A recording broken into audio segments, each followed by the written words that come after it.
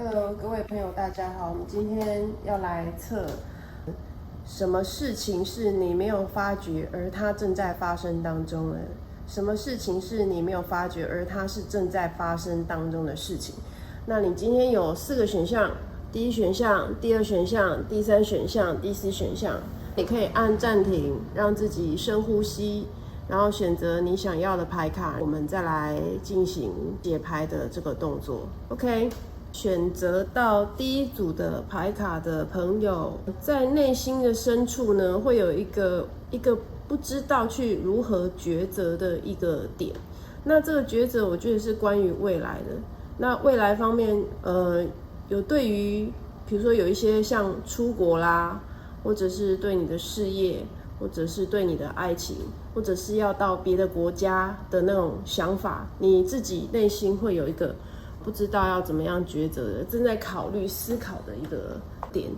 ，OK， 所以说会有一些事情是在你心头上，然后你还没有办法去下定论、下决定的这样子的一个感觉在。好，有的朋友是有一部分的朋友是跟金钱有关，可能就是工作。就是你无法去下决定或选择，或者是说我应该要去打什么工啦，或者是我下一步的未来的就业是该怎么样去做。那也有一部分的人呢是关于学校，可能是选学校啦，或者是我要去考哪一间学校，或者是未来哪一间学校是对你来讲是比较好的，你会在考虑或者是在思考。在这一部分里面，你会觉得说是有一个困扰点在困扰你。那这些困扰点呢，对你来讲就是无法让你下定论、下一个抉择的一个状况。那牌卡是跟你讲说，你要相信你的直觉，好吗？你自己其实最内心深处就是选择你最想要的那一个，选择你觉得说不后悔的。先不要考虑说它的利害关系，或者是想说未来我可能因为我选了 A， 可能有负面的、有好的事情或不好的事情，那我选 B 也有好的事情、不好的事情。可是可能 A 的抉择是好的，他受到的最后的利益是非常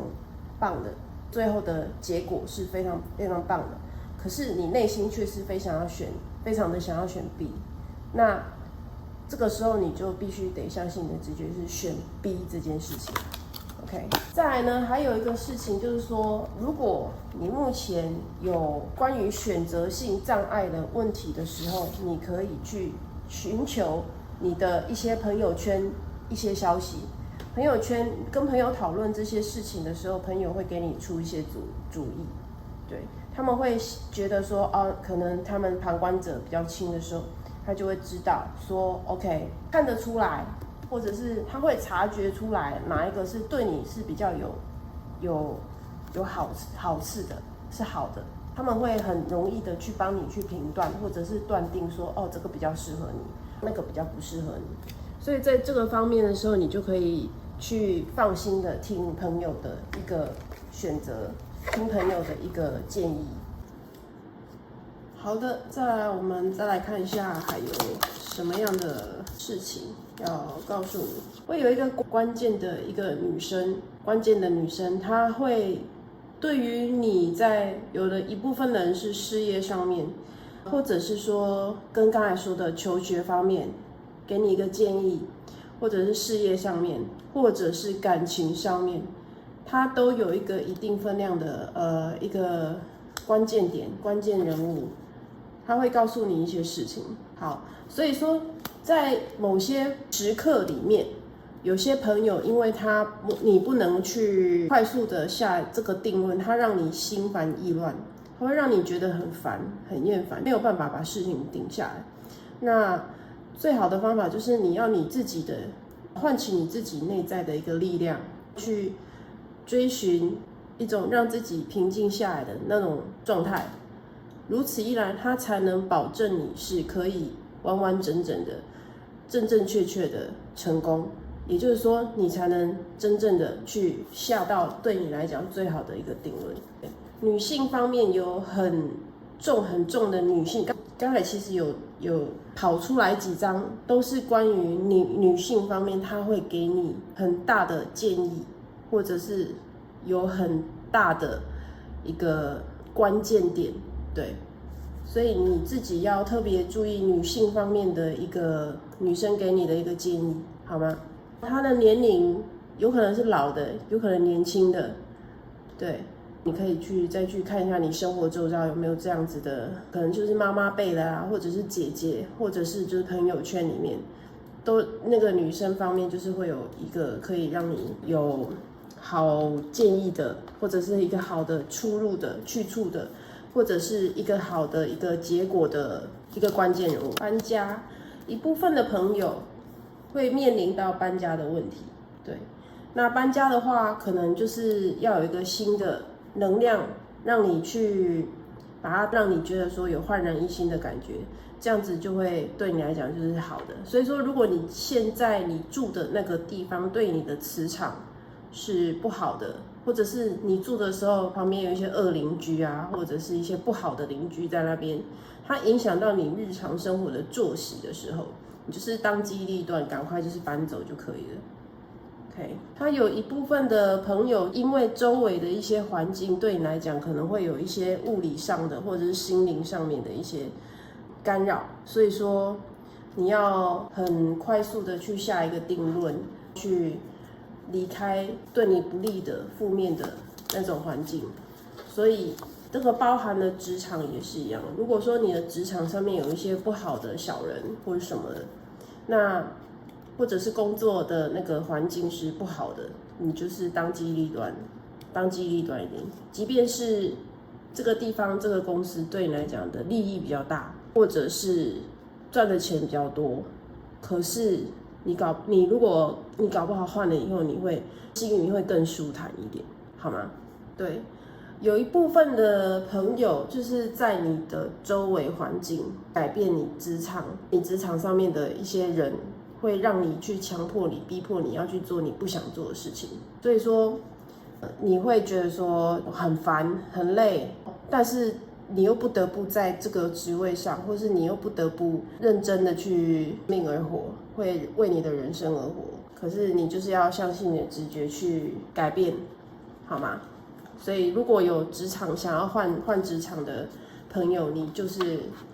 听取你的直觉，不要在乎说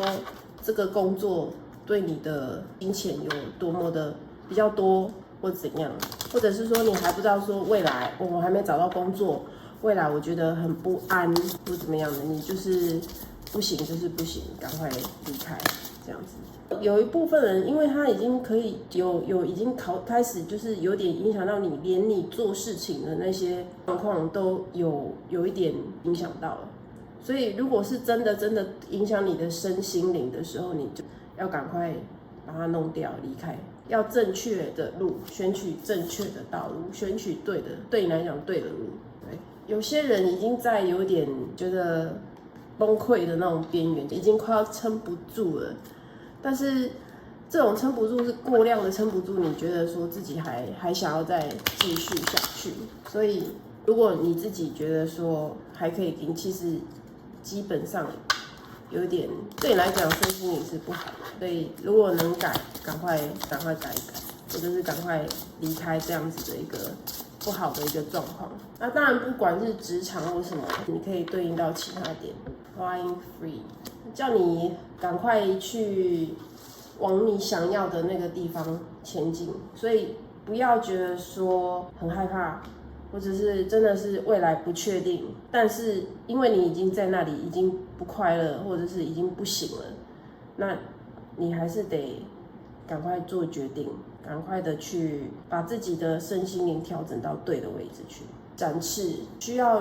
需要飞的时候，或者需要离开不好的环境，或者是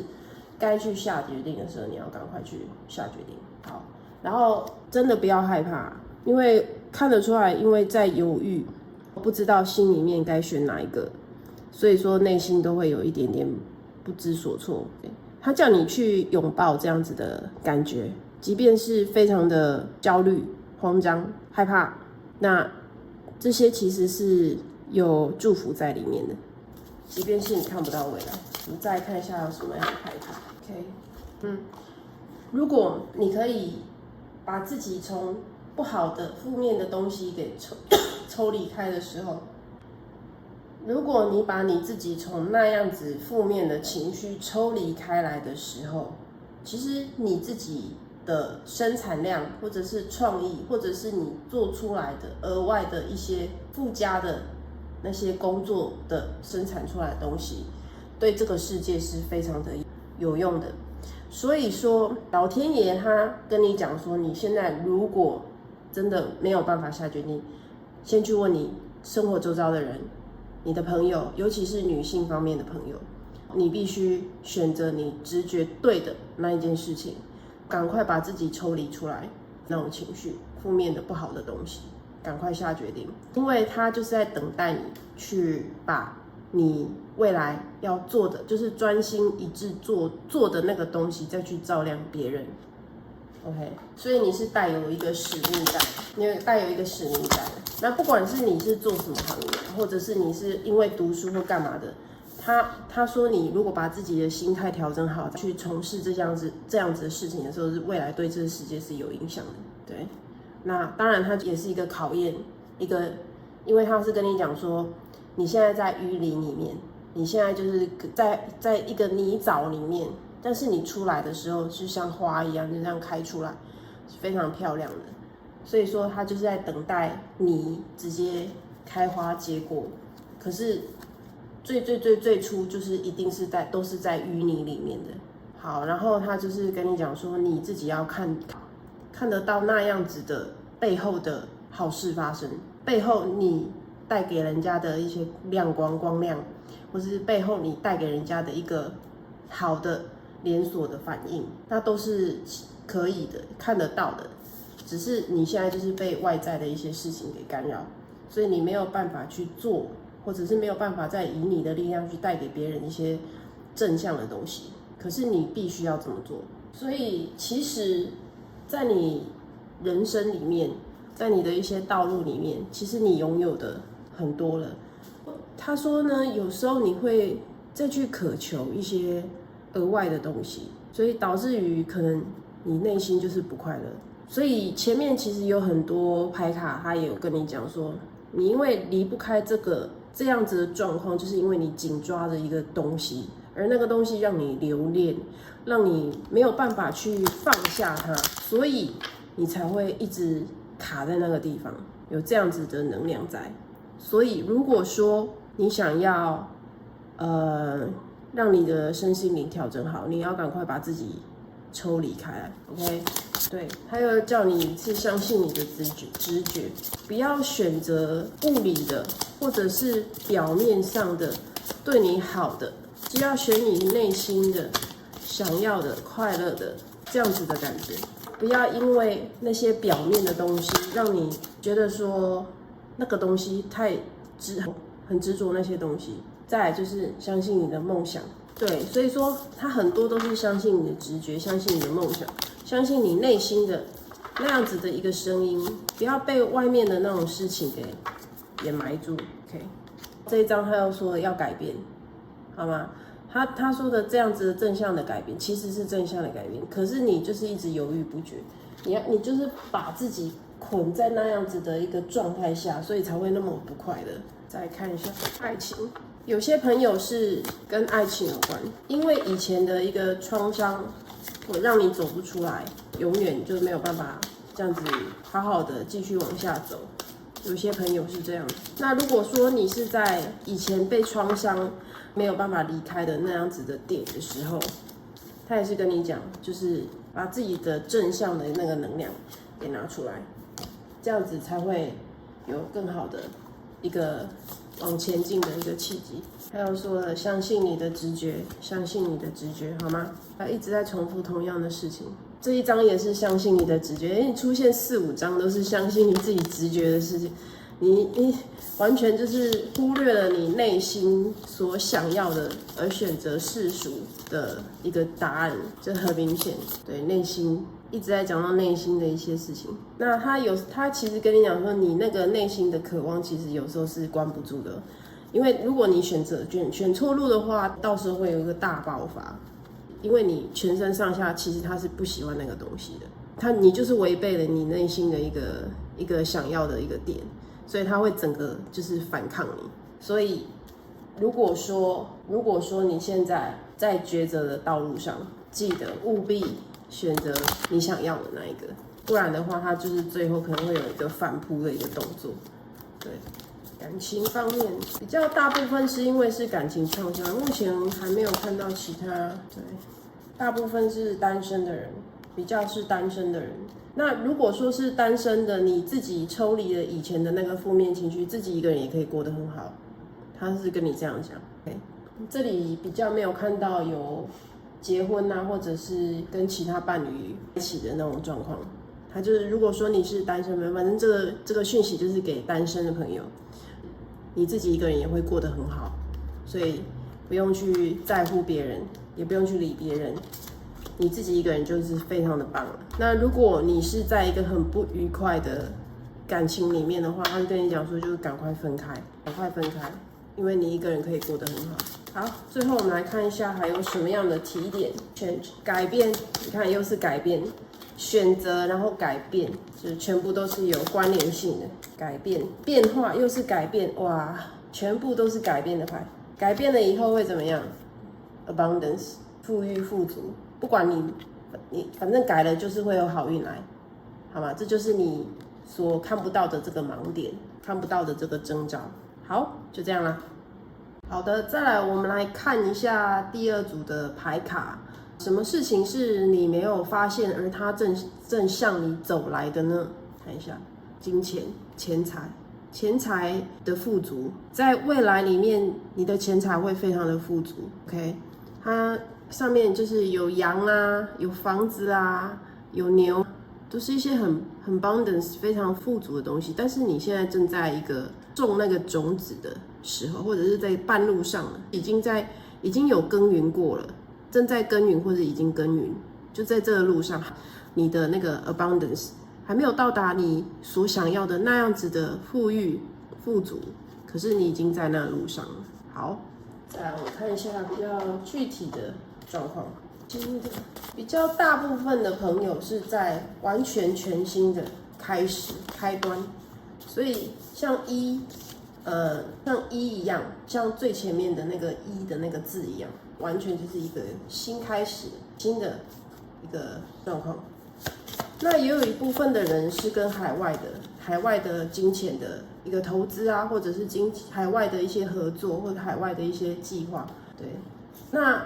也有一些人可能在一开始的草创的时候，困难点比较多，所以不知道要怎么样去起头，或者是不知道要怎么样去执行，导致于会有失去一些东西，或者是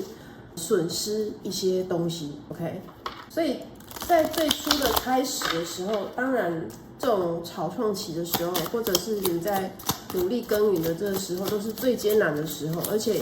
是有可能会是失败的，因为要吸取一些教训，你才能再从中去调整。对，所以说他现在就是在这样子的一个过渡期。他在这样子的一个过渡期当中，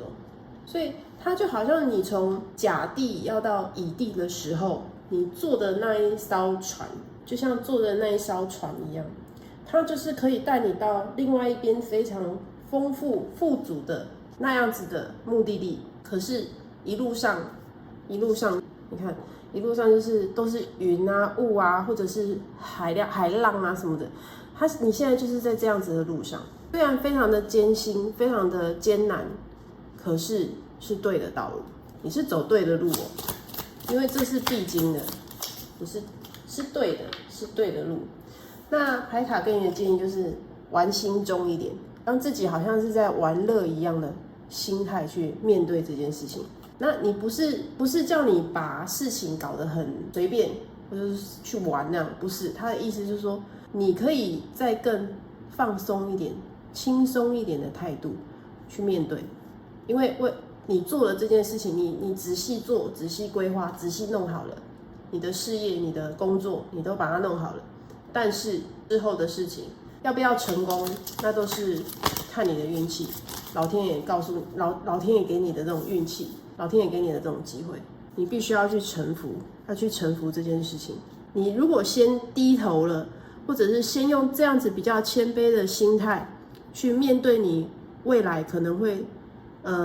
挑战更多，或者是失败更多，或者是困难更多，你都一笑置之，笑一笑，好，我继续再努力，继续再认真一点。这样子的话，你的心态就会比较舒服一点，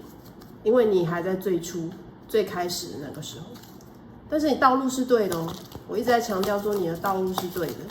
你的道路是对的。再看一下，有一些朋友是跟感情有关系的。好，我们先看一下感情方面的话，他说是有社交，跟人家出去玩，跟人家大伙儿一起去见面，可以遇到新的人，可以遇到新的一个伙伴，或者是一些比较艳遇的东西。对，是在一个很愉悦的状况下产生的，这是跟感情有关的。回到刚才讲的，如果是事业方面，他说你现在就是像一只蚂蚁一样，很认真的在工作，那很认真的在搬运那些食物，他就是为了冬天，为了未来，为了你之后，所以现在的辛苦是一定都会有的。OK， 他给你一张定心丸，他说这样子的辛苦，这样的辛苦都是一个这样子的状况是快要完结了，快要结束了，就是你再撑一下，再撑一下就过了。所以我是建议这一组的朋友，因为他有一张社交的、一张游戏的牌卡，所以我觉得你把你自己逼太紧，你把你自己逼太紧，有时候你工作之余，你更需要去有一个玩乐的状态，出去跟人家吃个饭，或者是跟人家聊个天，或者是跟人家有一些社交的这种活动，你都去参加。对，它会让你会比较有一个轻松的感觉，而且说不定在这之间你会得到一些不错的资讯。好，你在参加社交的同时，他说其实你旁边也有一些暗恋你的人哦，有喜欢你的人，会有一些人觉得说很仰慕你，觉得你做的事情或者是你现在在弄的东西，他觉得说很厉害。对 ，OK， 再来他又讲到了一件事情。他说你在做一些决定或者做一些抉择的时候，是走那种有点实际、太实际的，有点太实际了，变成一步一脚印。他跟你讲说不需要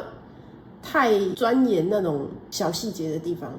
他反而跟你讲说你可以走一下捷径，或者是拐一下弯，不要太做事一板一眼。他有这样子的一个状况。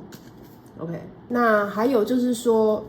因为这一张代表的是说，前面可能你之前帮助过你的人，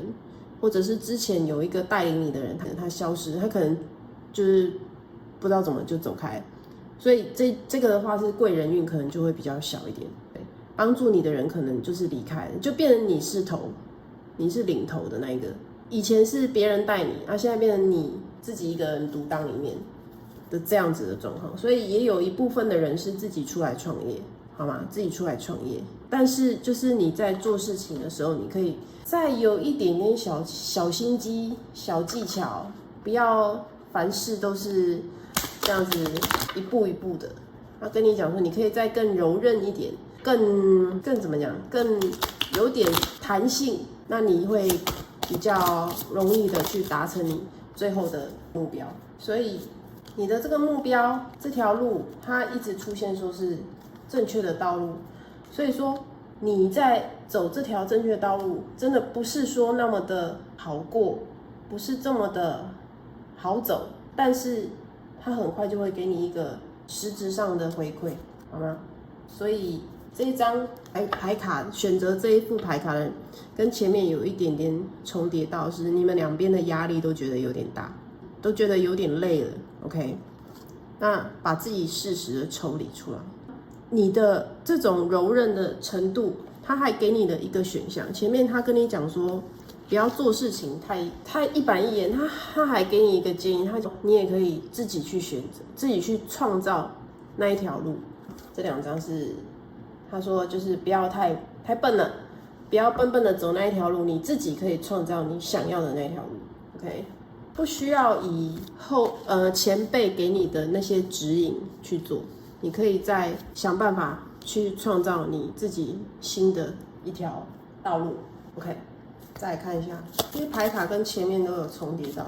对，他说你也是在现在你的难走的道路里面，你要去拥抱它，就是你该受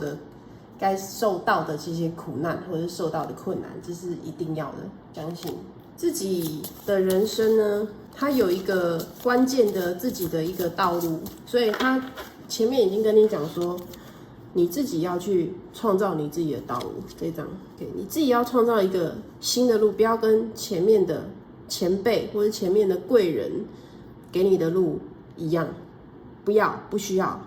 自己去走你想要的路。所以这条路是要你自己去创造，不是别人指着让你走。那当然，他的痛苦或者是他的艰辛会比别人还要更难走，就是比别人还要更难去往前进。所以很多选择1号朋友也选择2号咯，因为很多重复的牌卡在这里有看到，看一下。他说呢，你现在经历的这样子的一些累的点，这些困难点，你其实要谨记在心里面，或者是你把它写下来，你要把它当作是每一天都是最后一天的那种感觉去拼命。然后，但是在拼命之余，你还是要适时的去放松你自己，就是比较踏实的去做这些事情，要跟前人一样的道路去做。可是你自己要适时的去放松，这样子。所以说，他这个点，他跟你讲说，你要以每一天都是最后一天的那样子的心态去工作，所以你要拿捏的非常的好，太多了就变成是压力太大或是太累，那太少了就做起来又觉得说好像没有到位。 OK， 所以自己要去拿捏这样子的一个状况，选择你自己的路，不要跟别人走一样的，你自己要去拥抱这样子的一个困难。OK， 拥抱这样子的一个难点。他一直在跟你讲说，因为太劳累，所以你会有点觉得说好像没有那个尽头，感觉是没有尽头的。那他叫你去拥抱它，拥抱这些东西。OK， 他也跟你讲说，这样子的状况快要到尽头了，但是他还是一个不疾不徐的这样子的状况去走。就慢慢的像一个植物一样，让慢慢生长，最后才长出很多鲜艳的花，漂亮的花，就快要过了。所以，如果你还在这样子的人生不确定，或者是金钱方面的不确定的这个道路，或者创业的这个路途上，他说他是不会很直截了当的就这样给你，没有，他不会，他一定是给你很满的一个困难。满满的给你困难，让你去学习，不要担心这些事情。他就跟你讲说，你自己要选择中庸一点啊，就是自己真的不要累垮，但是事情还是要做到底，可是又要不要走前人的路，这些 find a way， 对自己去找道路，不要跟之前的人给你的道路，不要去跟他一样。你人还在那个这样子的 abundance。这样子的那种很富足富裕的这样子的状况的门外，还在那个门外，可是只差一点点的步伐就快要到了，好吗？你看，就差那一点点路了，可是它还是会吊你的胃口，它就是慢慢的这样子，不疾不徐的这样慢慢来，这样，不过很快就会过去了。OK， 这虽然说有一点很悬的感觉，其实是很可以理解的。这个样子的状况是快要过去了 ，it's over， 是快要过去了。可是他叫你说，他跟你讲，像刚才的那个花一样，他就跟你讲说，他就是这样子长，就快要到了。他动作非常的慢，但是他快要到了，是这样子的意思。再来看一下还有怎么样的牌卡 ，soulmate。如果是感情方面的话，在人生当中，就是又有 soulmate 出现，你的灵魂的伴侣，他们会有一个让你有那种物理性的一个，它是会出现的。他如果你现在是没有还是单身的话，他会跟你讲说他会出现，对，慢慢的这样子出现当中。如果是还是单身的朋友，在你的朋友圈里面会有你的 soulmate， 而你们之间的那种爱情会忽然间的 dramatic， 非常戏剧化的这样子，忽然间大跃进。所以在你的朋友圈如果有这样子的人，你可以去留意一下。好，所以出现了3张牌，那他就是跟你讲说，如果是跟感情方面的话，他是说你遇到的那个对象，他会跟你有一个比较成熟的一个精神，就是 soulmate， 精神上面的一个连结，你们2个会非常好的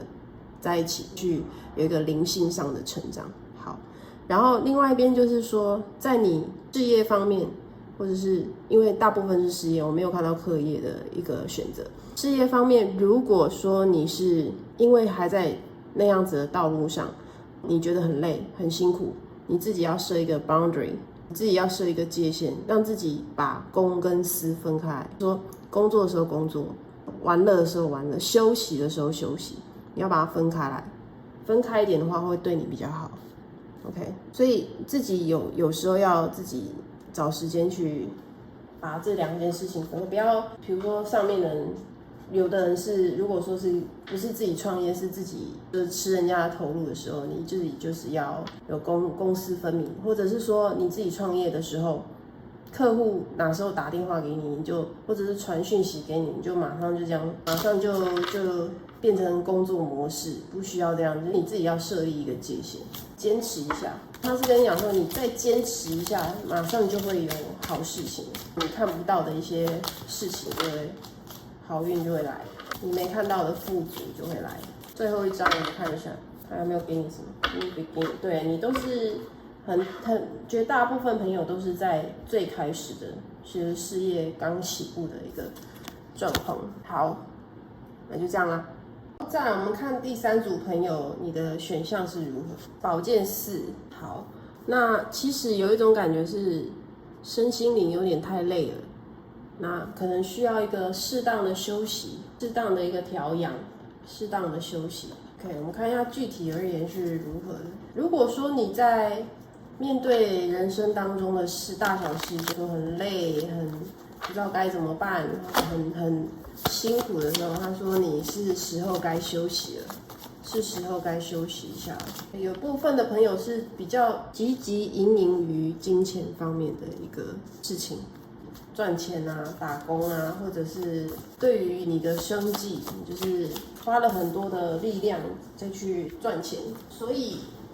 如果说你在赚钱方面，如果一直不断的持续的时候，你要赶快停止，该休息休息，因为有可能是身体会累了。那如果你没有好好照顾的话，更严重的话，可能就会比较不好，要看医生。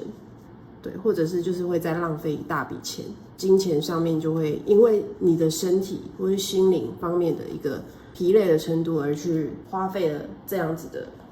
钱。所以适当的休息对你来讲才是重要的。你如果休息了以后，才能走更长远的路，才能在往后的日子，你想要做什么，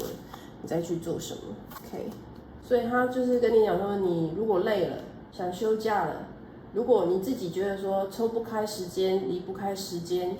你自己就是要有一个服自己的一个方法，就是说我不能再这样子下去了，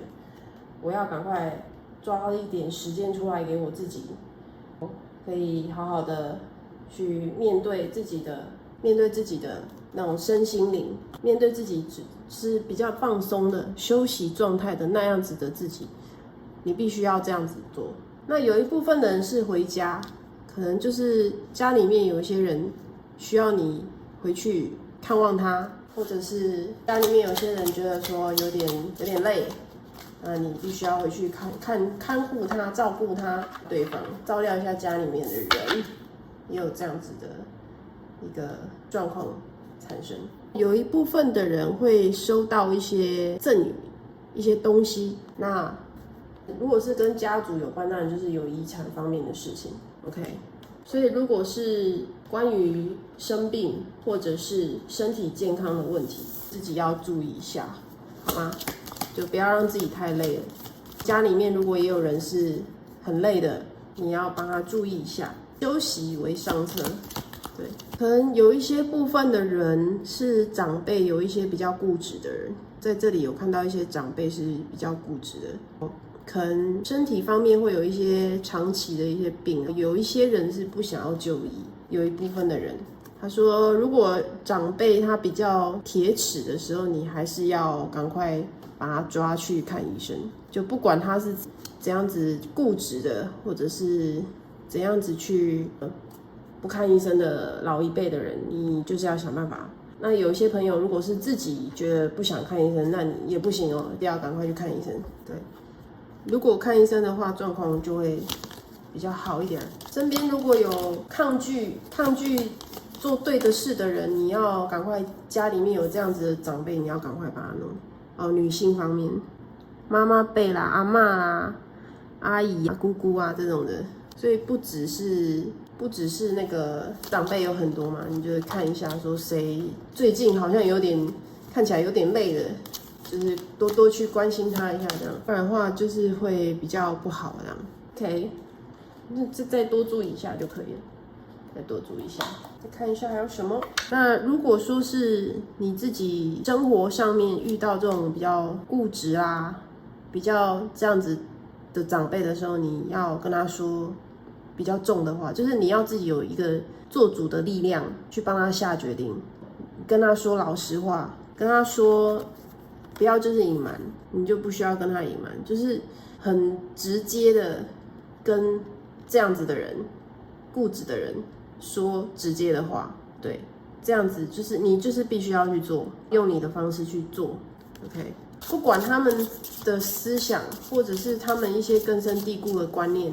去促使他们不去做这些事情。那你的话，你就是要很硬的、很有力量、很有 power 的去说，或者是去做，或者是直接去告诉他的前因后果。你要做这样子的人，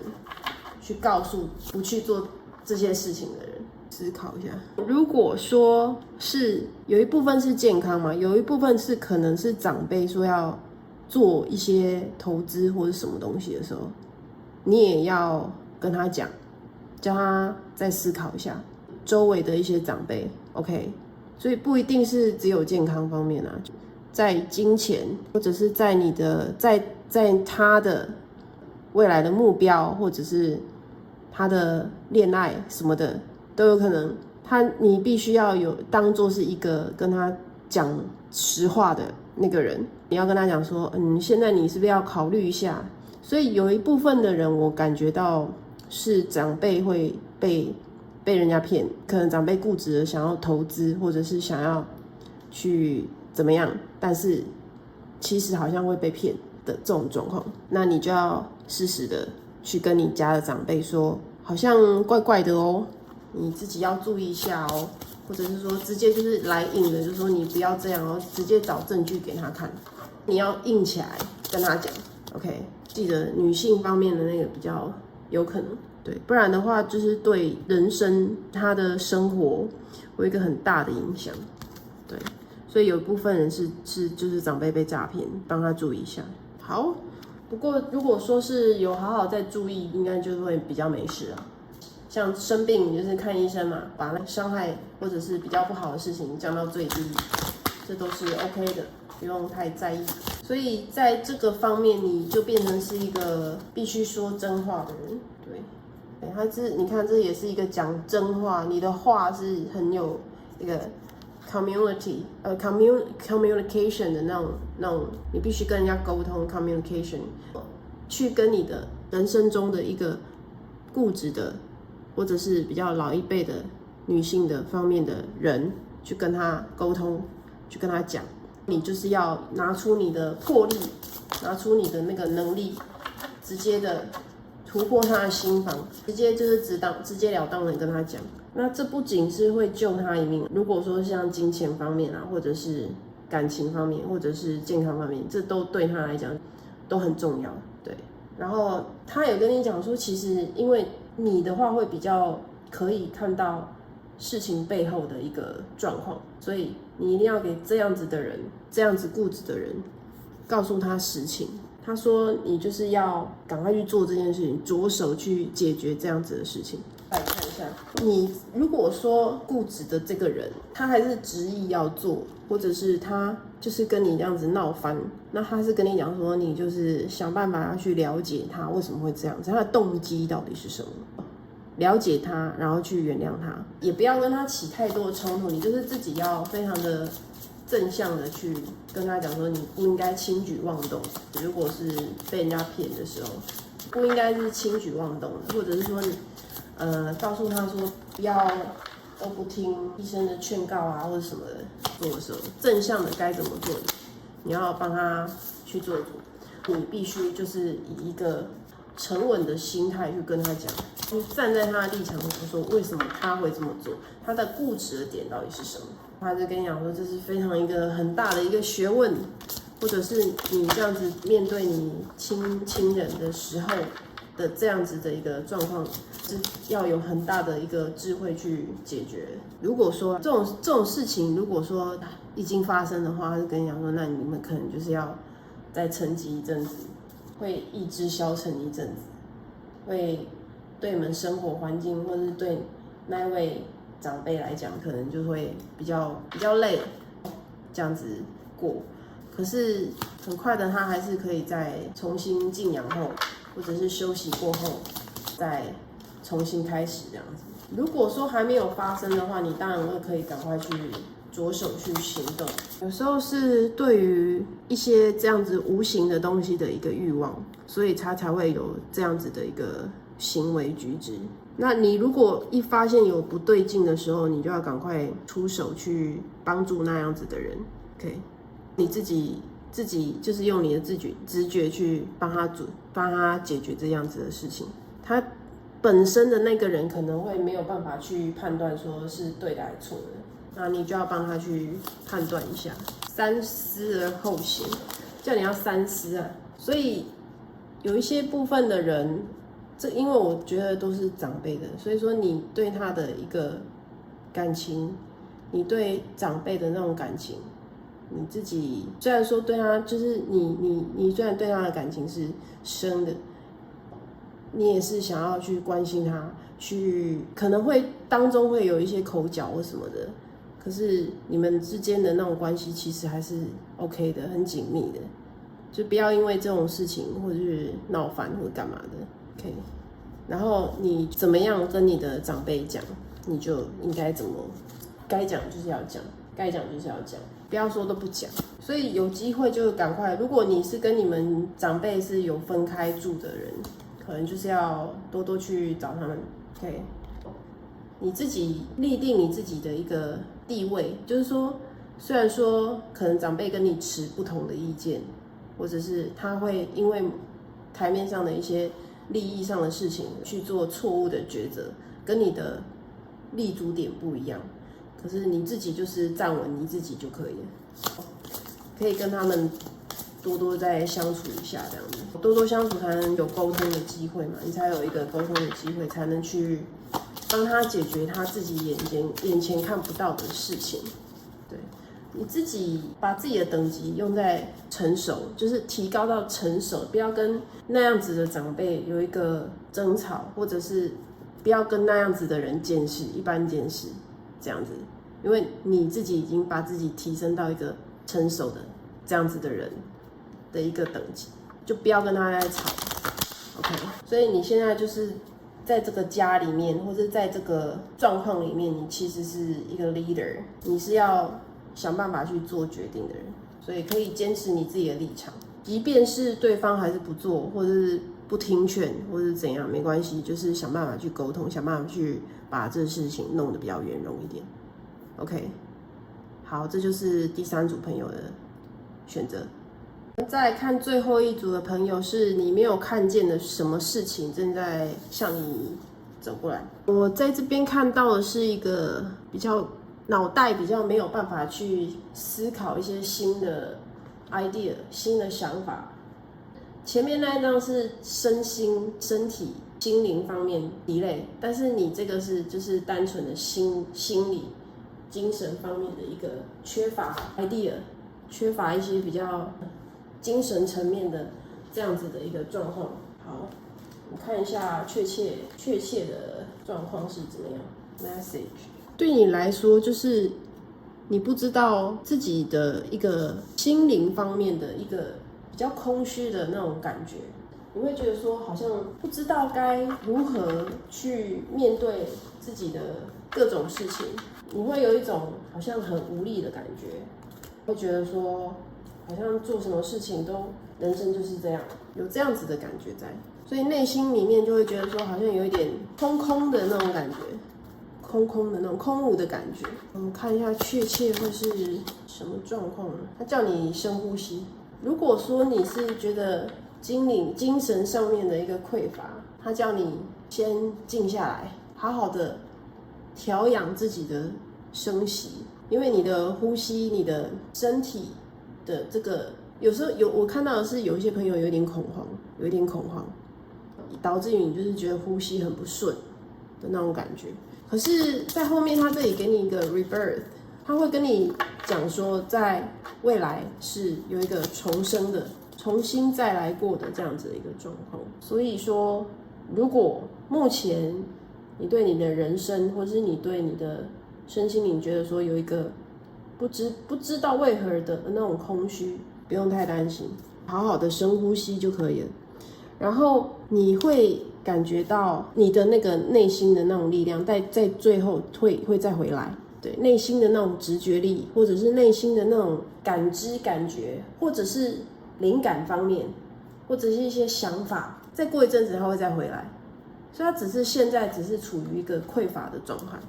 状态，现在目前为止，过了这一段期间以后，它会再回来。OK。他说人生会有他自己的道路，就你现在搁置的这个点，因为有一部分我看到是精神方面的匮乏，但是有一部分是真的就是灵感上面的匮乏，可能说你就是要做一个企划案，或者是要做一个需要你脑袋去想很多很耗尽你脑力的一些事情，让你觉得很匮乏。然后他是说你就是会再回来的，你的灵感啊，或者是你精神层面的那样子的状况，它会再回来的，它会再让你重新得到那样子原本的力量，你就会被指引一条路，会被某一件事，可能就是忽然间的那种灵光一闪，或者是忽然间的一个顿时的开悟，让你会找到那条路。所以你看。他说：“这条路不是总是都是这条路，它是会有改变的，可能就是以不一样的形态的方式，让你再重新的有那样子的 idea， 那样子的一个点子，那样子的一个顿悟。所以，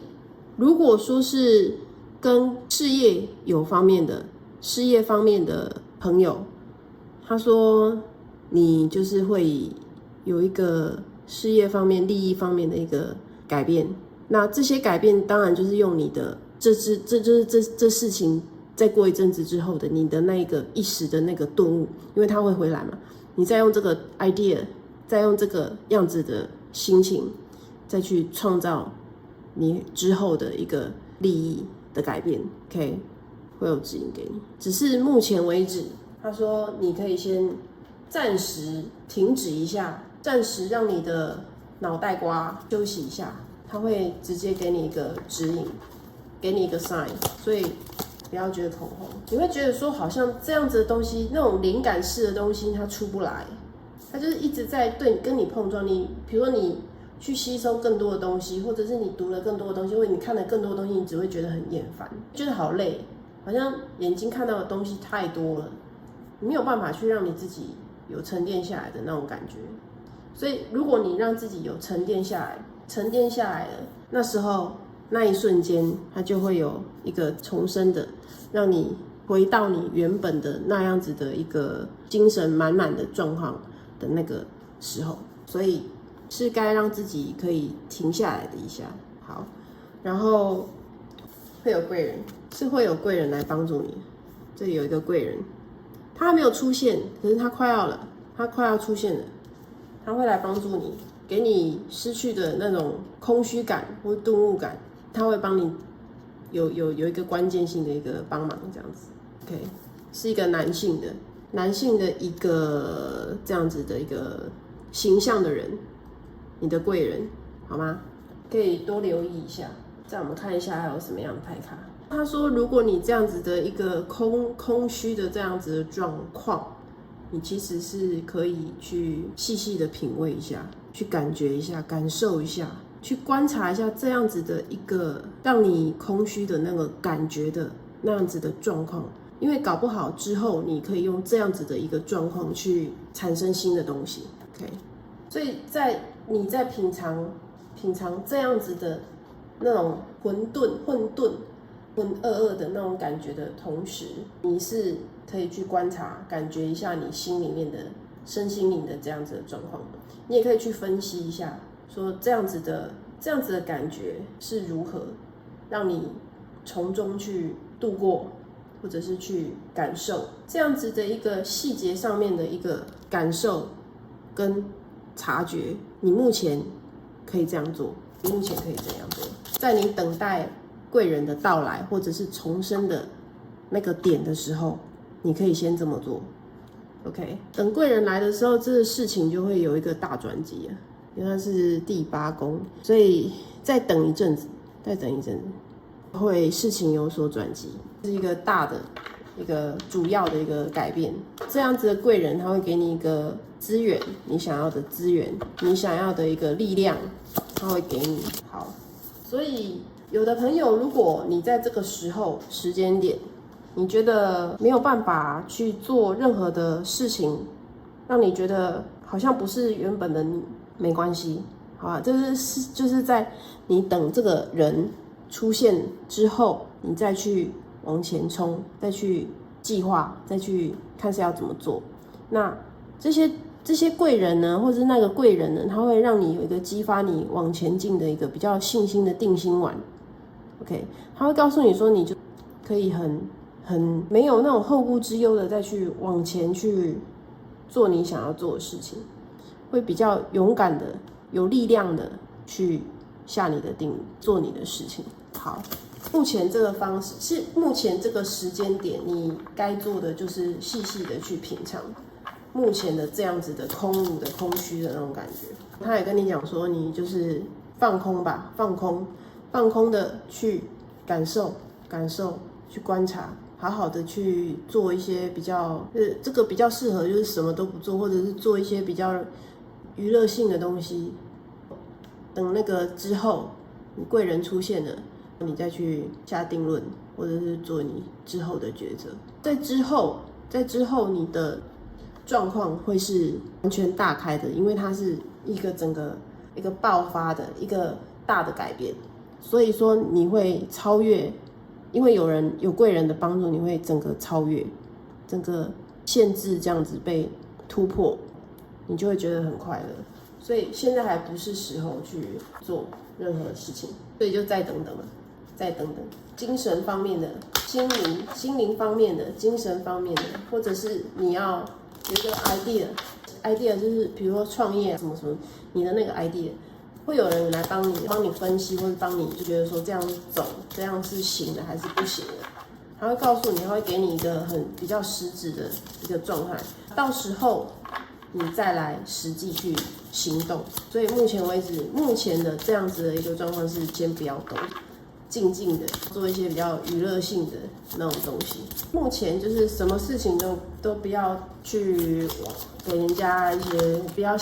不要去做任何决定，先不要做任何决定。之后会有一个大转变啊。对，他说这个转变对你的人生的转变，它是因为现在还是只是看到像杂草一样的东西而已，你还没有看到它的真正的美丽，或真正的那种花开的那种景色。所以说，再等等，对。那你要有一个认知哦，就是可能会等一阵子，这也是一个等一阵子。而你的这一个阵子呢，比起前面那有其中一组来讲，会再久一点点。不过它也是会再来的路上。前面那个会快一点点，你的话会再慢一点点。OK， 如果说是开业、就业、开业、创业那种的，你就再等一下下会比较好一点。等一下，等一些比较贵人的帮助，或者是有合伙的人来帮助你，这样会比较好一点。对，就会比较有受到那种保护的作用。目前就是在对抗这样子的大环境，或者是在对抗这样子的一个状况，对你来讲是不利的，所以再等等。已经讲了很多遍，再等一下。信念，他跟你讲说，如果说因为现在的这样子的一个不合时宜的状况，你会如果有自我否定或者是自我怀疑的时候，是不需要有这样子的状况。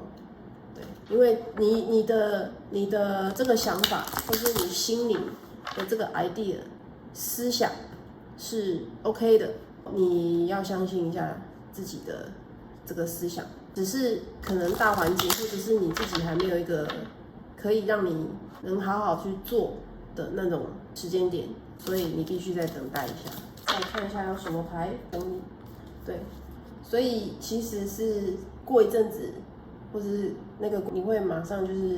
就会得到一些比较好的实质性的一个结果，就是胜利。所以他会直接就是带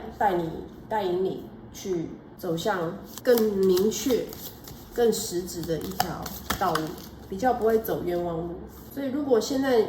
停滞的状态、缺乏的状态，你自己要有一个内心的一个平静点，好吗？自己要有一个平静的感觉，或者是平静的一个状况。他也跟你讲说，多多出去外面跟人家有一个社交的状况，不要为了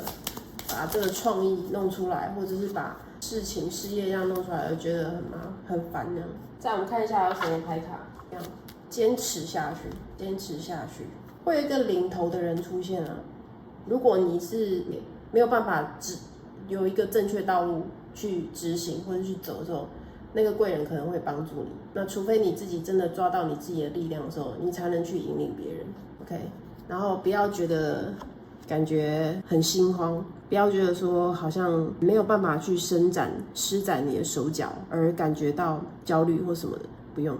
就是快乐一点，心情愉悦一点，这样就可以了。好，这就是第4组的朋友。